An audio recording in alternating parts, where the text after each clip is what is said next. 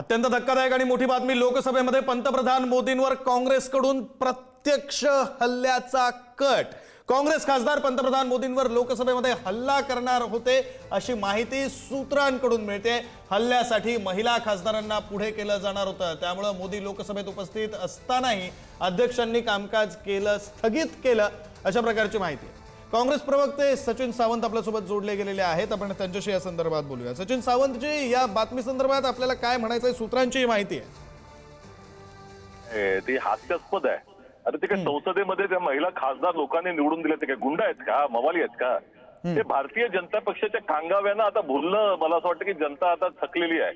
की काल राहुलजी एका काँग्रेसच्या अगोदरच्या खासदाराने त्या ठिकाणी ही सोडली, पक्ष सोडला म्हणून त्याला गद्दार म्हटले, तर ते सगळ्या शिखांचा अपमान केला। अरे हे सगळे भित्रे भागूबाई आहे ते भारतीय जनता पक्षाचे नेते, त्यांना चायनाबद्दल बोलायचं नाही आहे। चीन घुसत होते आतमध्ये, ते नरवणे साहेबांनी लिहून ठेवलेलं आहे। तिथनं राहुल गांधीजींना बोलणं करून देत नाहीत, बोलायला देत नाहीये तिथं। अरे कसले कांगावे करता म्हणून? अरे छाती ठोकपणे या ना, 56 इंचाची छाती आहे, लोकांना सांगा काय झालं होतं तिथे। ते चीन आलं तेव्हा तुम्ही का गप्पा बसला होता, सांगा ना। कसले महिलांच्या मागे लपवायचं, महिलांना त्या ठिकाणी हल्ला करणार वगैरे अशा तऱ्हेचे काही खोट्या बातम्या सोडायच्या, सूत्रांच्या फुसक्या सोडायच्या, हे काही चांगलं नाही या पद्धतीनं। म्हणजे ही भाजपकडून, भाजपच्या खासदारांनी पेरलेली बातमी असं म्हणताय सचिन सावंत? सूत्र म्हणजे कोण आहे ते भाजपचे सूत्र आहे, ती दुसरं कोण आहेत? पंतप्रधानांना उत्तर द्यायला तोंड नाहीये म्हणून लपण्यासाठी आता महिलांचा आसरा घेत आहेत। महिला खासदार ते काय गुंड आहेत का, मवाली आहेत का? काय बोलतायत हे भाजपवाले? त्यामुळे हे बोगस गोष्टीच्यावरती प्रतिक्रिया देणं पण आता मला असं वाटतं की ते आमच्या प्रतिमेला देखील हानिकारक आहे। बरं, हे असं सगळं घडवून आणून किंवा तुम्ही म्हणताय त्याप्रमाणे जर भाजपने या बातम्या पेरल्यात, काय साध्य करायचंय भाजपला? भाजपला साध्य काय करायचंय? ते चीनवरती बोलायला तोंड नाहीये, राहुलजींना बोलू देत नाहीत त्या लोकसभेमध्ये, सरळ दिसतंय। या अगोदर पुस्तकं आणली तर निशिकांत दुबे त्या ठिकाणी ते अनेक पुस्तकं सांगतायत, त्याच्याबद्दल आपत्ती घेतली नाही। आणि नरवणेंजींच्या पुस्तकावरती आपत्ती घेतली जाते, का घेतली जाते? अगोदर भारतीय जनता पक्षाच्या इतक्या नेत्यांनी इतकी पुस्तकं आणून तिथे वाचून दाखवलेली आहेत। बळ काढण्याचा प्रकार आहे। चीनच्या संदर्भामध्ये यांना जे काही चीननं आगळीक केली होती त्याला उत्तर देत नव्हते मोदीजी, त्यामुळे मोदीजींची जी प्रतिमा आहे त्याला आता मला असं वाटतं की त्याचा जो फुगा आहे तो फुगा फुटणार अशा तऱ्हेची भीती वाटते त्यांना, म्हणून आता या अशा तऱ्हेच्या बातम्या सोडतात। संसदेमध्ये हल्ला करणार होते, काय चाललंय? महिला हल्ला करणार होते, काय बोलतायत ते?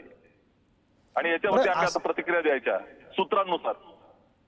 बरे, एक फक्त प्रश्न असा की 22 वर्षात म्हणजे असं पहिल्यांदा झालंय की पंतप्रधानांनी धन्यवाद प्रस्तावावर भाषण केलेलं नाही, त्यावर प्रतिक्रिया आपली? अरे त्यांना द्यायचंच नव्हतं ते भाषण, ते कधी आले असते? असं आहे ते लोकसभेमध्ये काय चाललेलं आहे संसदेमध्ये हे संपूर्णपणे भाजपच ठरवतोय, भारतीय जनता पक्ष सरकार ठरवतोय कोणाला बोलू द्यायचं, कोणाला नाही बोलू द्यायचं, किती जणांना निलंबित केलं जाते, 8 जणांना, अनेकांना अजून सगळ्या विरोधी पक्षाला देखील निलंबित करून झालं ना, 150 खासदारांना निलंबित केलंय त्यांनी। आताही केलं असताना बोलले असते, हे काय म्हणजे पळ काढण्याचा प्रकार आहे ना, त्याच्या संदर्भामध्ये उत्तर द्यायचं नव्हतं। या विषयावरती भीती वाटते पंतप्रधानांना आणि ती भीती आता सांगू शकत नाही, त्यामुळे अशा पद्धतीच्या सूत्रानुसार त्या फुसक्या सोडायच्या, तरी काही अर्थ नाही। बरं, धन्यवाद सचिन सावंत तुम्ही दिलेल्या या प्रतिक्रियेसाठी। आपले प्रतिनिधी शिवाजी काळे आपल्यासोबत जोडले गेलेले आहेत, आपण त्यांच्याकडे जाऊया। शिवाजी, एकतर ही बातमी नेमकं काय या बातमीमध्ये? मुळात आता आपण ही काँग्रेसची सुद्धा प्रतिक्रिया ऐकलेली आहे, पंतप्रधानांवर थेट हल्ला, प्रत्यक्ष हल्ल्याचा कट। खरं तर या सगळ्यामध्ये देशाचे पंतप्रधान जर लोकसभेत संसदेत सुरक्षित नसतील तर सर्वसामान्य नागरिकांचा प्रश्न काय, असा एक प्रश्न आहे। दुसरा मुद्दा हा आहे की आज सकाळीच नरेश म्हस्के यांनी या संदर्भामध्ये माध्यमांशी बोलताना सांगितलं आहे की महिलांना पुढे केलं जात होतं, त्यामुळे पंतप्रधान नरेंद्र मोदी हे सभागृहात आले नाही, हा एक मुद्दा आहे। दुसरीकडे जर पाहिलं गेलं तर काँग्रेसचे खासदारांचं म्हणणं असं आहे की त्यांना राहुल गांधी हे पुस्तक देणार होते जे नरवणे यांनी लिहिलेलं आहे, त्यामुळं पंतप्रधान नरेंद्र मोदी सभागृहात आले नाही असं त्यांचं म्हणणं आहे। तर दोन्ही बाजूंनी वेगवेगळे दावे प्रतिदावे केले जातात, मात्र देशाचे पंतप्रधान नरेंद्र मोदी यांना शिवाजी, तुम्हाला थोडंसं थांबवतो, आपल्यासोबत परिणय फुके जोडले गेलेले आहेत, आपण त्यांच्याकडे जाऊया। परिणय फुकेजी, काय आपली प्रतिक्रिया संदर्भात? पंतप्रधानांवर लोकसभेमध्ये प्रत्यक्ष हल्ल्याचा कट होता अशी माहिती मिळते। निश्चितच या माहितीत काही ना काही तथ्य असणार त्यामध्ये, आणि मला वाटतं की काँग्रेस ज्या प्रकारे सगळ्या निवडणुका हरत आहे ज्या प्रकारे राहुल गांधींच्या नेतृत्वात 2014 पासून काँग्रेसचा पूर्ण सत्यानाश होत आहे आणि म्हणून ते कुठेतरी विफलग्रस्त झालेले आहे आणि म्हणून या प्रकारचं काही ते करू शकतात याच्यात काही शंका नाही आहे. आणि मला असं वाटतं की खाली जर आपण बघितलं तर पायऱ्यांवर ज्या प्रकारे केंद्रीय मंत्र्यांबद्दल ते असे एकेरी टीका करत होते किंवा एकेरी त्यांना उल्लेख करत होते ते फार अशोभनीय आहे. आणि मला असं वाटतं की अशा प्रकारचं जी वागणूक राहुल गांधी करतात आहे, काँग्रेस करताय, हे कुठेही कोणालाही मान्य होणार नाही. आणि आज जर या प्रकारची जर घटना घडली असती तर ही या महाराष्ट्र या देशाच्या लोकशाहीवरती एक काळीक राहिलं असतं. आणि म्हणून मला असं वाटतं मोदीजींनी जे केलं ते एकदम फार उचित केलेलं आहे आणि हे सगळं टाळणं हेच सगळ्यात उचित होतं. तर मला वाटतं की काँग्रेसने स्वतःला आता काहीतरी या सगळ्या याच्यातनं कुठेही लोकसभेची जी परंपरा आहे, ऋतू परंपरा आहे, त्या हिशोबानेच वागले पाहिजे, कायद्यानेच वागले पाहिजे, हे माझ्या सूचना आहे. बरं, धन्यवाद तुम्ही दिलेल्या प्रतिक्रियेसाठी. आपल्यासोबत प्रसाद लाड जोडले गेलेले आहेत, भाजपचे नेते. आपण त्यांच्याशी या संदर्भात बोलूया. प्रसाद लाडजी, काय आपली प्रतिक्रिया आहे सगळ्या संदर्भात? पंतप्रधानांवर लोकसभेमध्ये हल्ल्याचा प्रयत्न आणि तोही काँग्रेसच्या खासदारांकडून होणार होता अशी माहिती मिळते. खरं तर या सर्व प्रकरणामध्ये काँग्रेसची वृत्ती, प्रवृत्ती आणि संस्कृती या तिन्ही गोष्टी दिसून येत आहेत. ज्या पद्धतीमध्ये काँग्रेस विकास पुरुष, ज्या पद्धतीमध्ये देशाचा विकास माननीय नरेंद्र मोदीजी करतायत, कुठल्या ना कुठलं तरी कारण काढून संसदेला चालवायला न देणं, संसदेमध्ये कामकाज न करायला देणं, आणि या सर्वाच्या मागे काँग्रेस आणि काँग्रेसचे नेते राहुल गांधी यांचा संपूर्णपणे हात आहे. कालचं जे प्रकरण जे तुमच्या माध्यमातून आम्हाला कळतंय हे अतिशय निंदनीय असं प्रकरण आहे, ज्याचा निषेध जेवढा करावा तेवढा कमी आहे. मला वाटतं की काँग्रेसने ही वृत्ती, प्रवृत्ती आणि संस्कृती त्यांची बदलली पाहिजे. भारतीय जनता पार्टी हे विकासावर काम करणारा पक्ष आहे. महिलांना पुढे करून जर काँग्रेस अशा प्रकारे पंतप्रधानांवरती हल्ला करायचा प्रयत्न करणार असेल तर आम्ही त्याचा जाहीर निषेध करतो. आणि हा जाहीर निषेध नुसता फोनपुरता मर्यादित नाही राहणार, हा जाहीर निषेध तुम्हाला देशामध्ये गावागावामध्ये बघायला मिळेल. बरं प्रसाद लाडजी, यावर काँग्रेसची प्रतिक्रिया आम्ही घेतली. काँग्रेस असं म्हणते की भाजपला महत्वाच्या मुद्द्यांवर बोलायचं नाही म्हणून भाजप या बातम्या पेरतंय. अहो, आपणच बातम्यांमधनं दाखवतायत पायऱ्यांवर कोण बसतंय, पुस्तकांवर चर्चा कोण करतंय, जे पुस्तकच प्रसिद्ध नाही झालं त्यावर कोण बोलतंय. पण चर्चाच करायची तर आम्ही विधान भवनात देखील चर्चा करायला तयार आहोत. इंदिरा गांधींनी लिहिलेलं पुस्तक आहे, नेहरूंच्या बद्दल लिहिलेलं पुस्तक आहे, बालयोगीवर लिहिलेलं पुस्तक आहे, त्याच्यावरती चर्चा करायला गेलो तर काँग्रेसचे कपडे फाडल्याशिवाय आम्ही गप्प बसणार नाही. मला वाटतं की विकास करायचा नाही. मागील 3 अधिवेशनं आपण पाहिलंय की राहुल गांधी प्रत्येक गोष्टीमध्ये कशा पद्धतीत ते त्यांचं वर्तणूक करतात, काँग्रेसचे खासदार कशा पद्धतीत वर्तणूक करतात. लोकसभेचे सन्माननीय अध्यक्ष ओम बिर्लाजींच्या अंगावरती कपडे फाडून, कागद फाडून फेकणं, ही काय लोकशाहीची संस्कृती आहे का? लोकशाहीचा एक मजबूत पाया आहे ते संसद भवन हे लोकशाहीचं परमपूज्य डॉक्टर बाबासाहेब आंबेडकरांनी दिलेलं आपल्याला मंदिर आहे. त्या मंदिरामध्ये एक वागण्याची परंपरा आहे. ज्या लोकसभेमध्ये नेहरूंपासून आज मोदींपर्यंत अनेक मोठे पंतप्रधान झाले, अनेक नेतृत्वांनी त्यामध्ये काम केलं, स्वातंत्र्य सैनिकांनी काम केलं, त्या लोकशाहीच्या मंदिरामध्ये अशा प्रकारच्या प्रवृत्तीने वागणं हे काँग्रेस सारख्या पक्षाला शोभत नाही. मला वाटतं की याचा जेवढा निषेध करावा तेवढा कमी आहे. काँग्रेसला चर्चा करायची नाही, काँग्रेसला विकास करायचा नाही, काँग्रेसला परदेशातील शक्तीला साथ द्यायची आहे. त्यामुळे राहुल गांधींचे दौरे कुठे होतात आणि त्यानंतर कशा प्रकारे त्याचे हल्ले होतात हे देखील या देशातल्या लोकांनी पाहिलंय. मला वाटतं की काँग्रेसचा आम्ही या माध्यमातून निषेध करतो. बरं प्रसाद लाडजी, आता तुम्ही जी प्रतिक्रिया देताय माध्यमांमध्ये जी माहिती येते त्या आधारावर, त्या व्यतिरिक्त तुम्हाला काही माहिती आहे का? भाजपचे नेते म्हणून या सगळ्या प्रकरणातली काही माहिती आपण घेतली, तुमच्यापर्यंत काही पोहोचली? नाही, मी फोनवरती यायच्या अगोदरच तुमच्या म्हणजे पत्रकारांना सांगितलं की या बाबतीत जी काय माहिती आम्हाला मिळाली आहे तुमच्या माध्यमातूनच मिळते आणि त्याच माध्यमातून तुमच्याच माध्यमात ऐकून आम्ही याची प्रतिक्रिया दिलेली आहे. पण हे जर घडलं असेल तर हे अतिशय निंदनीय आहे आणि त्याचा निषेधार्थ आहे. बरं, धन्यवाद प्रसाद लाडजी तुम्ही दिलेल्या प्रतिक्रियेसाठी. तर घडलंय असं की लोकसभेमध्ये पंतप्रधान नरेंद्र मोदींवर प्रत्यक्ष हल्ल्याचा कट होता अशी माहिती ANI कडून देण्यात आलेली आहे. ANI ही एक वृत्तसंस्था आहे, एशियन न्यूज इंटरनॅशनल, आणि त्यांच्याकडून ही माहिती देण्यात आलेली आहे. काँग्रेस खासदार पंतप्रधान मोदींवर लोकसभेत हल्ला करणार होते अशी माहिती ANI ने दिलेली आहे. पुन्हा एकदा जाऊया, आपले प्रतिनिधी शिवाजी काळे आपल्यासोबत आहेत. शिवाजी. एकंदरीत जर पाहिलं तर दोन्ही गटाकडनं वेगवेगळे दावे करताना पाहायला मिळत आहेत. पंतप्रधान नरेंद्र मोदी यांच्यावरती लोकसभेमध्ये हल्ला केला जाणार होता अशी माहिती नरेश म्हस्के यांनी सकाळी दिली होती आणि तेही महिलांकरवी हल्ला केला जाणार होता असं त्यांचं म्हणणं होतं.